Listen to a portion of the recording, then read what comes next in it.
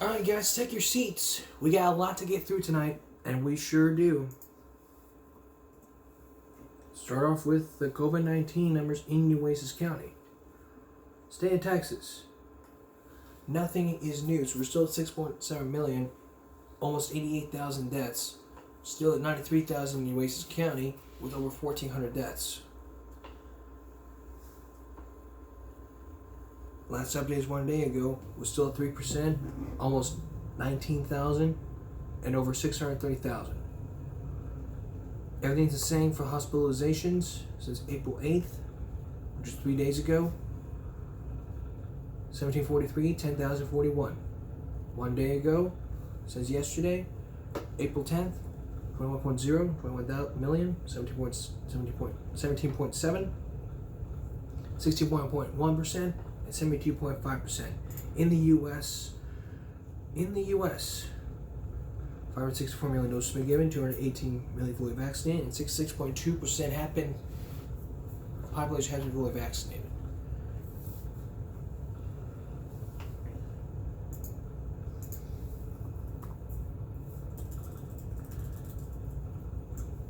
That is some good news.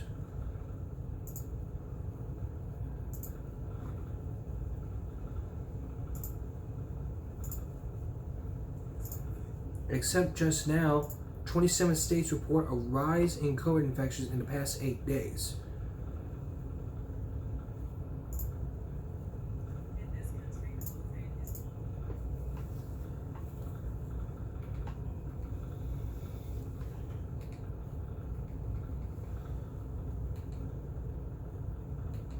So let's take a look at those 27 states that reported a COVID rise in the case. Take a look.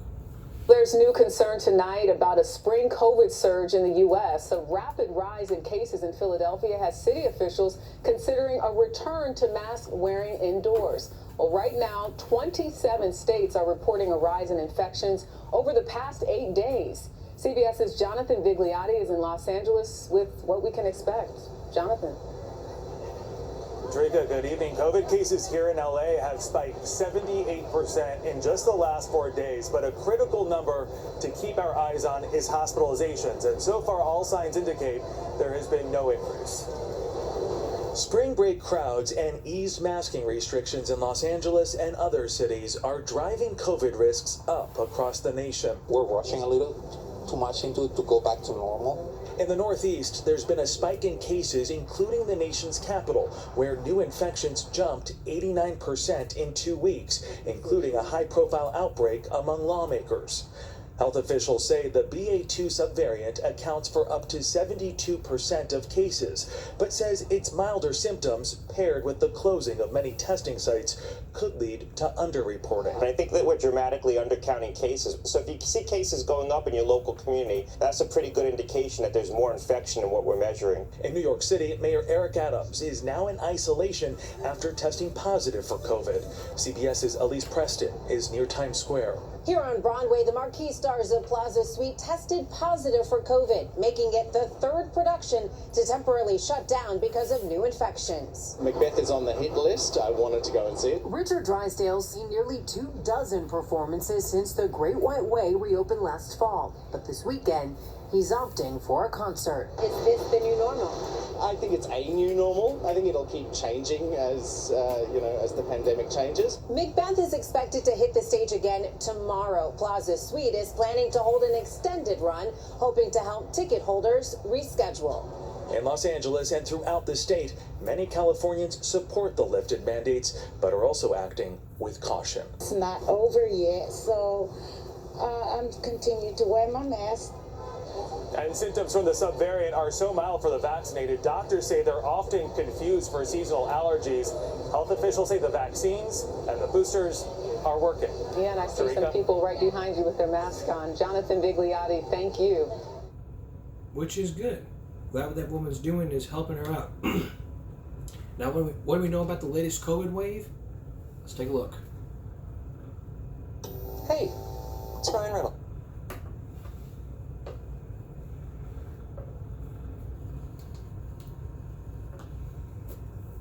In this country, COVID is on the rise again. Nearly half of states are reporting increasing infections, largely driven by the Omicron subvariant BA.2. More than 80 million Americans have been infected since the pandemic's start. The U.S. death toll, almost 1 million lives lost. For more, we're joined by CBS News medical contributor Dr. David Agus in Los Angeles. Dr. Agus, some are referring to this case rise as America's first so what COVID wave. How much of a threat is this variant, and is the country prepared? It's a threat, but the good is we're learning to live with it rather than hide from it. With the combination of vaccines and immunity from prior exposure, very few people are being hospitalized. So there are people still at risk. And those people, if any symptoms are exposed, need to be tested because we do have Paxlovid, which is a treatment that can prevent hospitalization. But I think we're doing well so far in terms of living with this virus. Should people consider getting another booster shot to protect themselves specifically against this new subvariant? Well, the second booster shot for people 50 years and older is out, and it does significantly raise immunity with no downside. And so I do think if anybody is 4 to 5 months out of their last booster shot, it's certainly something to consider. Dramatically will increase that immunity, which will prevent you from getting seriously ill, but also, in many cases, prevent infection at all. Dr. David Agus, thank you. Now that's something you have to think about. And that's something for you to think about. So until then, you need to get yourself vaccinated, get quarantined. Do not leave quarantine unless you gotta go check the mail, take out the trash. You also need to make sure that you're wearing your mask, social distance, hand washing, sanitizing your hands as you enter your area. And try to make sure that we're staying safe, as always, because what we're trying to do here is stay safe. And if you're 4 or 5, and like he said, if you're 4 or 5 months vaccinated twice, you gotta get that booster. I don't know if I'm qualified yet, but I'm still waiting. Maybe I'll ask a medical expert. I probably won't know. Alright, coming up, you're gonna meet a woman who was angry about the grand jury of the ex-girlfriend who was angry at the grand jury for a story that happened years ago. Then later, a baby who chose chocolate over vegetables. Okay?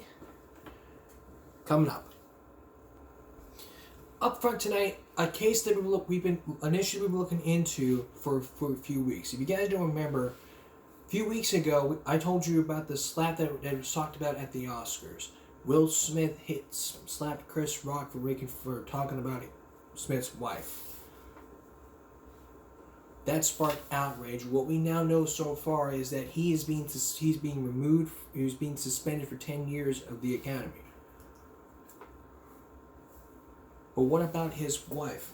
Will Smith what about their marriage? Why has it been tense? Take a look. Banished from the Oscars for 10 years. That's the punishment handed down today. Now Will Smith is responding, and he's taking it on the chin. I accept and respect the Academy's decision, he said. The Academy's Board of Governors met in private at Academy headquarters in Beverly Hills via Zoom to consider Will Smith's punishment. The verdict announced in a written statement. For a period of 10 years, Mr. Smith shall not be permitted to attend any Academy events or programs, in person or virtually, including but not limited to the Academy Awards. That means Smith will not announce next year's Oscar for Best Actress. In making its decision, the Academy also praised Chris Rock. We want to express our deep gratitude to Mr. Rock for maintaining his composure under extraordinary circumstances. We hope this can begin a time of healing and restoration for all involved and impacted. Hollywood is now reacting to the punishment. Okay, didn't see that coming. Didn't see 10 years coming. This story will resurface once that time has expired, because the first question out of all of us that we're going to ask them as media is, are you going to invite Will Smith back? Some believe Will Smith's meltdown was triggered in part by tensions between Smith and his wife Jada. And now video has resurfaced showing the strain in their marriage. Don't just start filming me. This Instagram video, shot by Jada in 2019, is going viral today.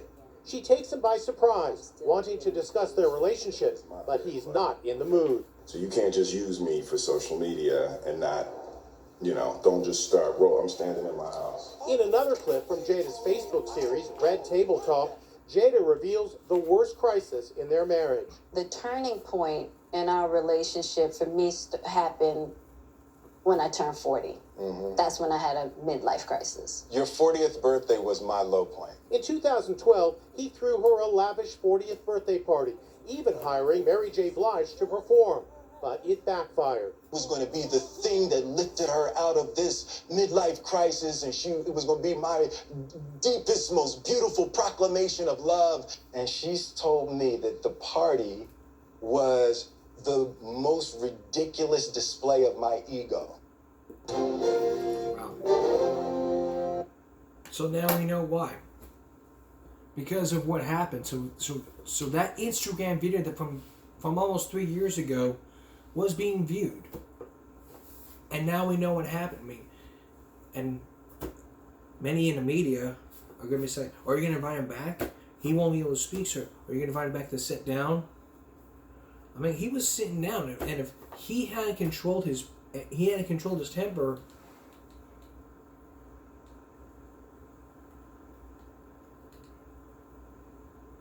then none of this would have happened.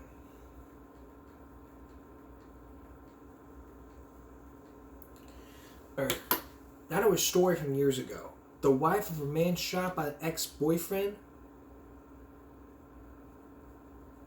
Her reaction. Here's what she reacted when the grand jury heard about this. Let's take a look.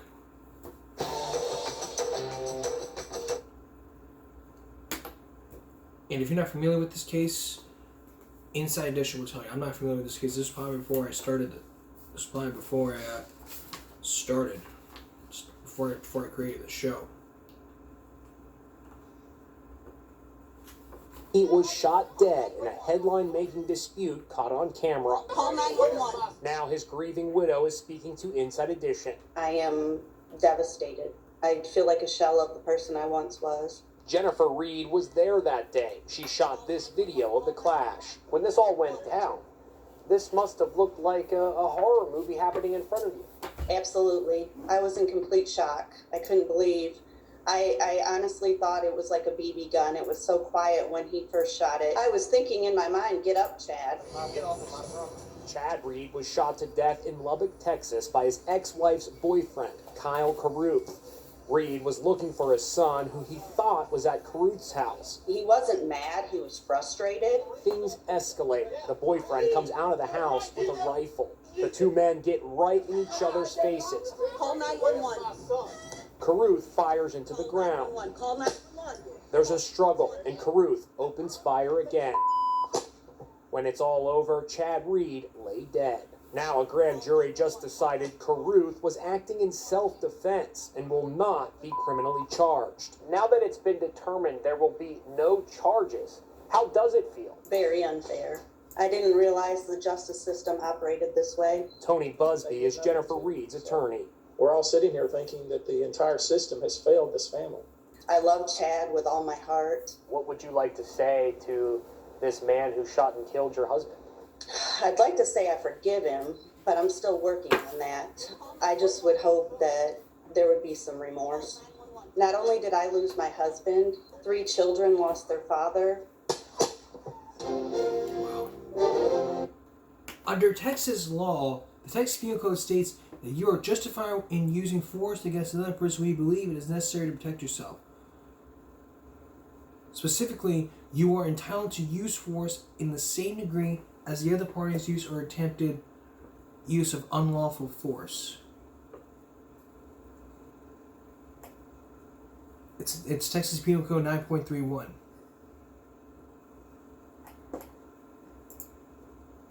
And there's a similar case right before this. You ever heard of someone named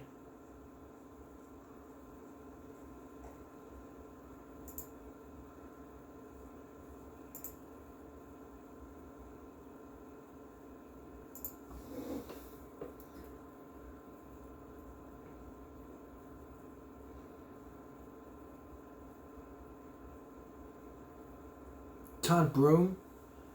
Yeah, Todd Broom was a simpler case.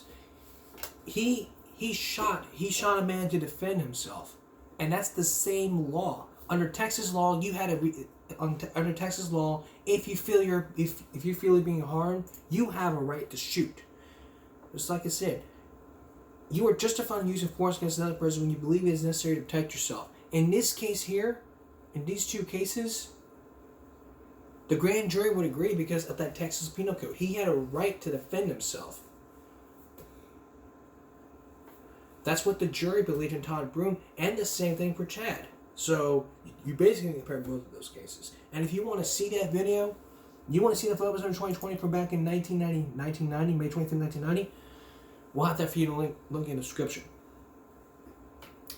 Coming up next, animal owners beware. Kennel cough is making its rounds. We'll tell you after this. You ever heard of the kennel cough? Kennel cough? Kennel cough is also known as canine infectious bronchitis. I can't pronounce that. It's a highly contagious respiratory disease. Dogs commonly contract kennel cough at places where amounts of canines congregate, such as boarding and daycare facilities, dog parks, training groups, and dog shows. Dogs invite one another through airborne droplets, direct contact, touching noses, or contaminated surfaces including water and food bowls. It's highly treatable in most dogs, but it can be severe in puppies and younger than 6 months of age and uncompromised dogs. The symptoms of this is a strong cough, often with a honking sound, a runny nose, sneezing, lethargy, loss of appetite, and low fever. So here's the latest from Inside Edition. South Florida residents, beware. There's a canine flu making its rounds, and it's highly contagious. It's like a canine flu, a canine cold. The official name is Canine Infectious Respiratory Disease Complex, but most know it as canine or kennel cough. The big thing that we will see is kind of a cough, a dry, productive cough where it sounds as though they're trying to hack something up. Veterinarians told CBS News' Michael George that symptoms include coughing, sneezing, discharge, and difficulty breathing. And dogs can easily spread it when they're in close contact. If your pet has been exhibiting signs, it's really important to try to stay away from dog parks and groomers and play dates to prevent the transmission to other animals. Right now, the outbreak is mainly in South Florida, but vets say it can spread elsewhere. People are traveling a lot more with their pets. And so that kind of is why it's very important to stay up on the vaccines and the other things to kind of protect when going into a new area. Usually, symptoms appear about 5 days after exposure. A week or two of rest can cure mild symptoms, but if your dog feels worse, medical attention and antibiotics may be needed. Thankfully, this disease doesn't affect humans. This is Inside Edition Digital. All right. So how can kennel cough be prevented? Well, there's a vaccine. A vaccine is available for bacterium, which is the most common agent to cause kennel cough. Dogs who are frequently boarded can visit dog care, compete in canine sports, and otherwise exposed to large groups. If you notice your pet cough or if you plan to contribute your dog to large groups of animals, you need to speak to your veterinarian immediately.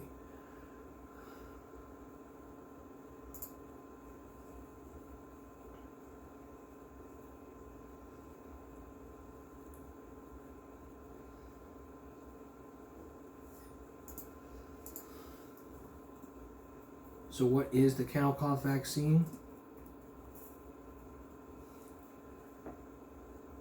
It's the Bordetella vaccine. From the AKC, here's the 5 facts about it. And Bordetella is a non-core vaccine is given to dogs that are frequently exposed to other dogs who are born in social settings. Can't have facilities such as dog daycare centers, boarding shows, dog parks, etc. It's the most common bacterial agent responsible for kennel cough in dogs. Is it necessary? Well, it's highly contagious. If your dog goes to dog parks, boarding facilities, dog daycare, or attends training classes,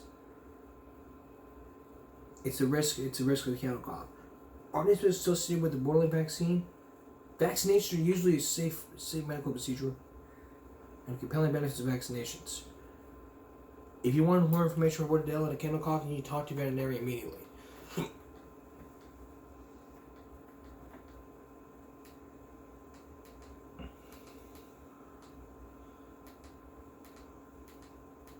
Moving on now. Just days ago, a woman with a knife in Walmart was tased after the standoff. Is it probably another example of a Karen? You be the judge. Do yourself a favor.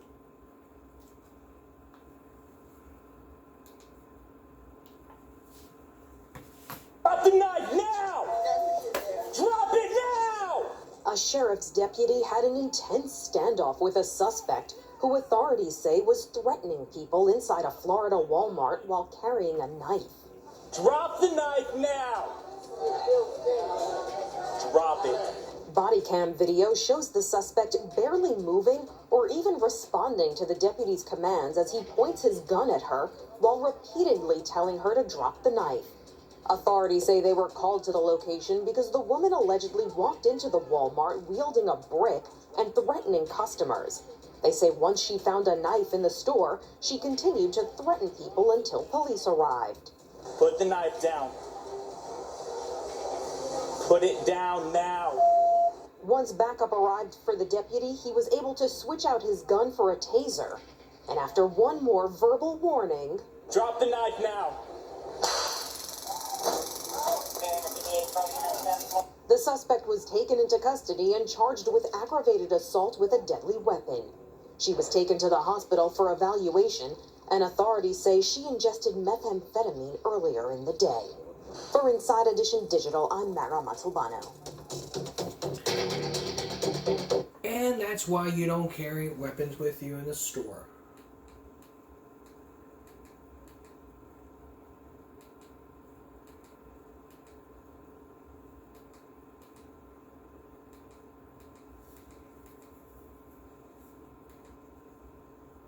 Alright, in a moment, how would you feel about returning to the office after 2 years of COVID?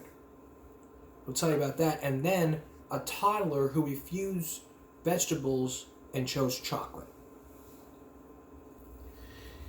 If you work at an office, you may have realized that your boss told you, can you come in?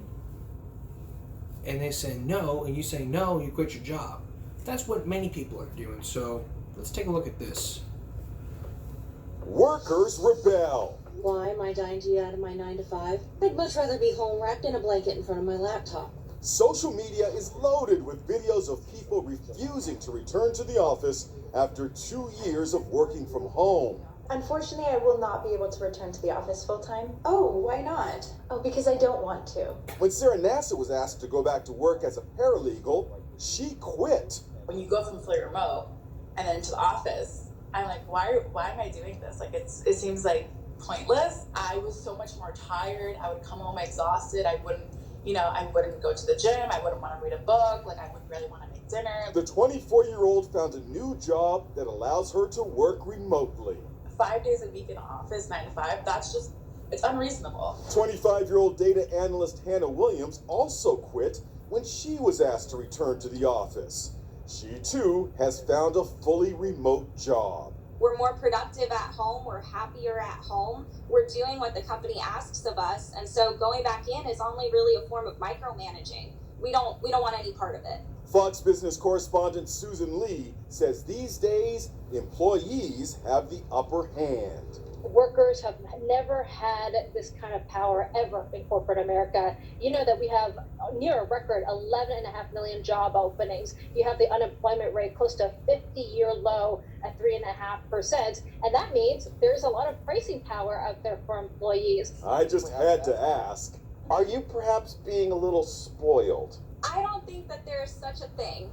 I think that life is too short, and why should I get any type of pushback for asking for what I deserve? What about the whole idea of the camaraderie of being in an office? Please. So what can you do to make sure it doesn't happen?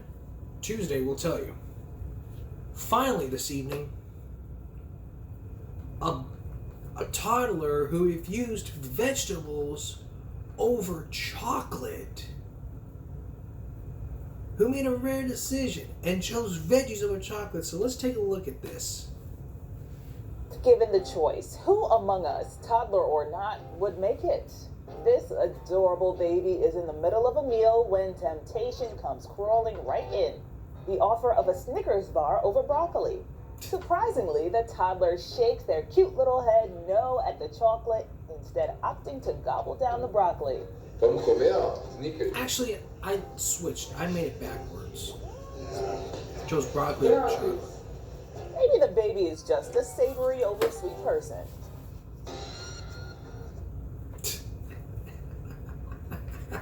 What a cute decision. Coming up Monday morning. We're off Monday night. So, here's what we have you tomorrow, Monday morning. Now, the reason I say Monday morning is because usually I do the show at night. But we have not done a morning show in a while, so when I say Monday morning, it means I'm off Monday night. So when I say it's all this edition of Give Me a Break Sunday, I'm off Monday night, so I'll see you again Monday morning. Get the picture here? Alright. We're off Monday night, tomorrow night, so here's what we have you tomorrow morning. You're going to meet some nannies and babysitters who are heroes. Why are they heroes? We'll tell you. And we're also going to show you some liquid ass pranks from school to parents, especially from the greatest YouTube channel in Australia called Angry Dad. Now trust me, it's really funny. Those stories coming up tomorrow morning. And that's all for this edition of Give Me a Break Sunday. We're off Monday night, so we'll see you again for Give Me a Break Monday morning. Okay? Monday morning.